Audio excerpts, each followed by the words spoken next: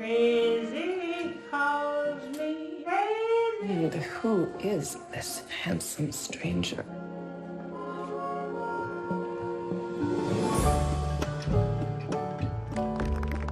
America's been on my wish list for a long time, especially now with the current political situation in Europe.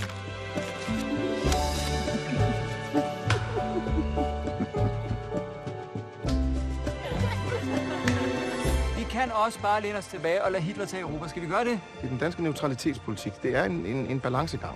Hvis alle tænker som de, så vinder Hitler krigen. Når krigen kommer, så har jeg brug for sådan en som dem. Danish Embassy.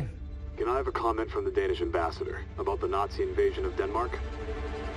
What are you going to do? Menneskeheden er ved at begå kollektivt selvmord. Vi skal ikke tage mig ordre fra en regering, der ikke har fri linje. Det her kan være begyndelsen til slutningen på Hitler. The Danish government is negotiating with the Germans. I'm considering establishing an independent embassy here in the United States. Du overvejer at gå imod kongen. Svigt i dit land. Fatter du overhovedet situationens alvor? Will the United States support me? And recognize you as Denmark's government. The American people don't want to die for countries they put behind them. Do you remember what you used to tell me about diplomacy?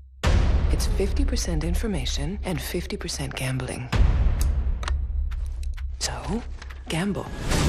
I will no longer take orders from Denmark. Jeg erklærer mig uafhængig. My country is going through dark days. To the American people, being a Dane is being a coward. You have a problem, Mr. Kaufman. I know.